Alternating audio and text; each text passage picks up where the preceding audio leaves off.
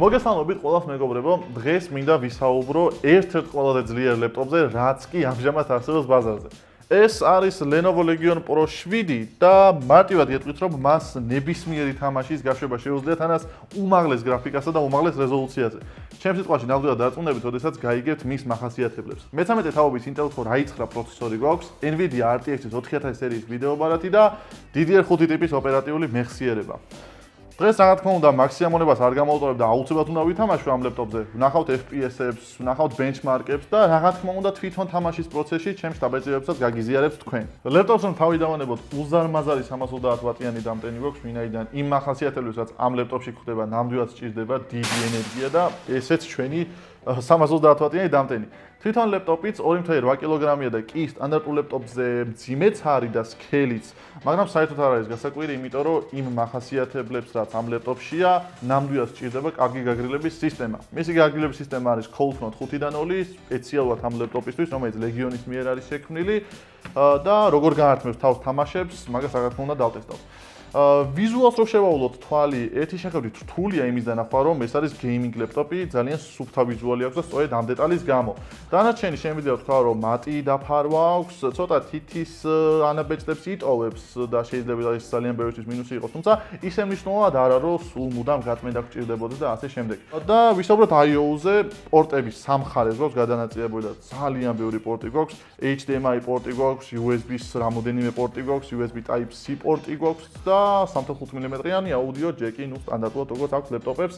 ასევე გაგრილების ვენტებიც სამივე მხარეს არის გადანაწილებული, რომელთა მიზანიც არის, რომ ცხელი ჰაერი გამოიტანონ გარეთ და ლეპტოპს მისცენ საშუალება, რომ უფრო დაბალ ტემპერატურაზე იმუშავა. ლეპტოპს ვხსნით და ვხედავთ ძალიან ლამაზ RGB კლავიატურას. ეს არის Legionis სპეციალურად შექმნილი True Strike-ის კლავიატურა. უნდა აღვნიშნო ძალიან ლამაზი განათება, რომელიც ლეპტოპს ქვემოდან დაყვება და რა თქმა უნდა მისი ფერების შეცვლის რეჟიმი შეგვიძლია თვითონ აპლიკაციიდან, რომელიც ლეპტოპშია და ნუ თუ დაუშვათ პროგრამაში შეცვლა არ გვინდა, function ღილაკის მეშვეობითაც შეგვიძლია მცირედი დეტალები ვმართოთ.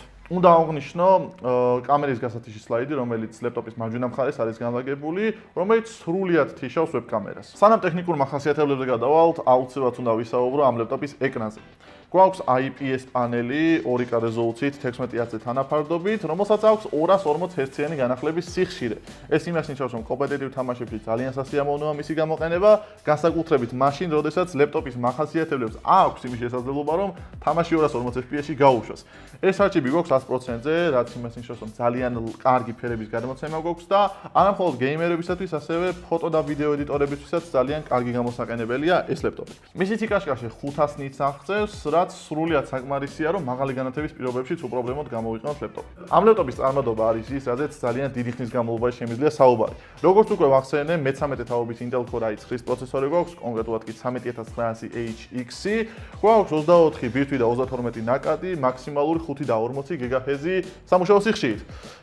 და ასევე გვაქვს 36 MB ქეში და მარტივად შემიძლია ვთქვა, რომ არც ერთ დავალებაზე ეს პროცესორი არ შეგზღუდავთ. bottlenecks ეხლა საერთოდ საუბარი ზედმეტია. მის ვიდეო ბარათს უპრობლემოდ უმკლავდება ეს პროცესორი. კარგი დეტალი რაც აქვს ამ პროცესორს არის PCIe 5.0 მხარდაჭერა, რაც უფრო სწრაფ SSD-ს ნიშნავს, ანუ უფრო სწრაფ შიდა მეხსიერებას. მართალია სტანდარტულად PCIe 4.0 სტანდარტის SSD გვაქვს ლეპტოპში ჩაშენებული, თუმცა მომავალი აპგრეიდებისათვის სრულიად თავისუფალია ეს ლეპტოპი, არა მხოლოდ განახლების თვალსაზრისით, არამედ კიდევ ერთი SSD დამატება შეგვიძლია, იმიტომ რომ თვითონ ლეპტოპში ერთი SSD-ის მოდული სრულიად თავისუფალია და უპრობლემოდ შეგვიძლია ახალი SSD დამატება. გადავიდეთ ვიდეო ბარათზე, გვაქვს Nvidia RTX 4000 სერია. კონფიგურაციების მიხედვით იცვლება ვიდეო ბარათები, 4070 გვაქვს, 4080 და 4090-იც კი ერთ-ერთი ყველაზე ძლიერი ვიდეო ბარათი ამჟამად ბაზარზე. ეს კონკრეტული მოდელი 4080-ია. მართალია პერფორმანსში რაღაც ცვლილებებს მოგცემს, მაგრამ ტექნოლოგიების თვალსაზრისით სამივე ვიდეო ბარათს ერთი და იმავე ტექნოლოგიები აქვს, ვინაიდან ერთი და იმავე სერიის ვიდეო ბარათია. Ray tracing-ი გვაქვს RTX mode-ი, რომელიც გრაფიკებს ძალიან აუმჯობესებს და უფრო სასიამოვნოს ხდის თამაშს. ოპერატიულ მეხსიერებასაც შეეხება 32 GB გვაქვს, DDR5 ტიპის, ანუ მე-5 თაობის და მუშაობს 5600 Hz-ზე. ეს იმისათვის არის, რომ თამაშებში სტატერებმა არ შეგვაწუხოს, როგორც ჩვევია დაბალი რამის მქონე ლეპტოპებს. ვისაუბროთ ელემენტზე, თითქმის 100 ვატ-საათიანი ელემენტი გვაქვს, რომელიც 330 ვატის სიჩქარით იტანება და იმასაც გეტყვით, რომ Type-C-ით შეიძლება ამ ლეპტოპის დამუხტვა.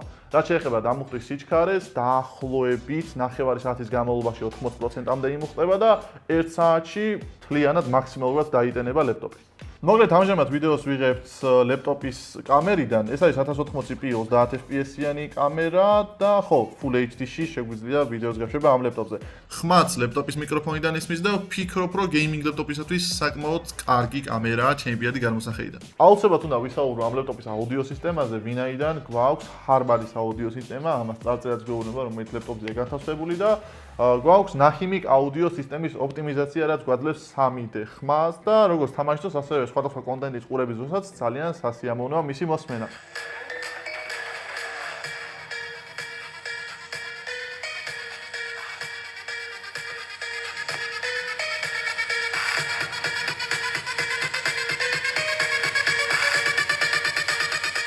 ახლა უკვე მზად რომ ვიდეოს ყველაზე სასიამოვნო ეტაპზე გადავიდეთ.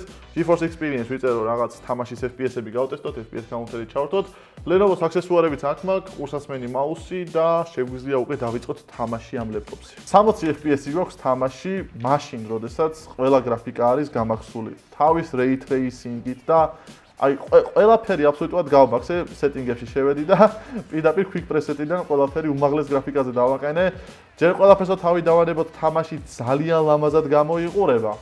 ძალიან ლამაზად ეს reflection-ები ray tracing-ის გამო და ხო, ანუ 60 FPS-ი მართლა საოცარი შედეგია იმის გათვალისწინებით, რომ ყველაზე რთულად გასაშვები თამაშია ამჟამად Cyberpunk-ი. მოკლედ, შემოვედით უკვე Hogwarts Legacy და ეხლა არის დრო, რომ ყველაფერი გავმახსოვთ, რაც კი არის თამაშის გრაფიკები. რა თქმა უნდა, ray tracing-საც გავმახსოვ, სხვადასხვა მაგაზე ვფიქრობ გავმახსოვ თუ არა, მაგრამ სავარაუდოდ გავმახსოვ, იმიტომ რომ წესდარიგით უნდა შეეძლოს. დანარჩენი ავტომატურად ყველაფერი გაგვიმახსა, ნუ FPS ლოკი უნდა მოხსნა აუცილებლად 360-ზე, unlimited-ი მე მგონი არ არის, ნუ 360-ზე დავაყენოთ.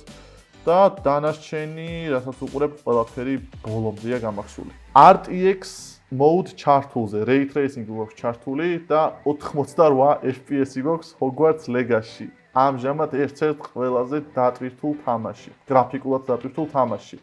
ვიზუალის თვალსაზრისით ძალიან კარგად გამოიყურება თამაში. Reflection-ები განსაკუთრებით ქვედა ნაწილებზე თუ დააკვირდებით, ძალიან ბევრ რაღაცას იღებს და ძალიან ლამაზად გამოიყურება თამაში. პროცესორისა და ვიდეო ბარათის თანაფარდობა არის საოცარი. ორივე კომპონენტი ბოლომდე იტვისდება, ეს იმას ნიშნავს, რომ არ არის ან პროცესორი, ვიდეო ბარათზე ძლიერი ან პირიქით. ანუ bottleneck-ი საერთოდ არ გვაქვს. პერფორმანსის 1% არ იკარგება bottleneck-ის გამო, იმდენად კარგად არის ეს ორი კომპონენტი შეხამებული ერთმანეთთან.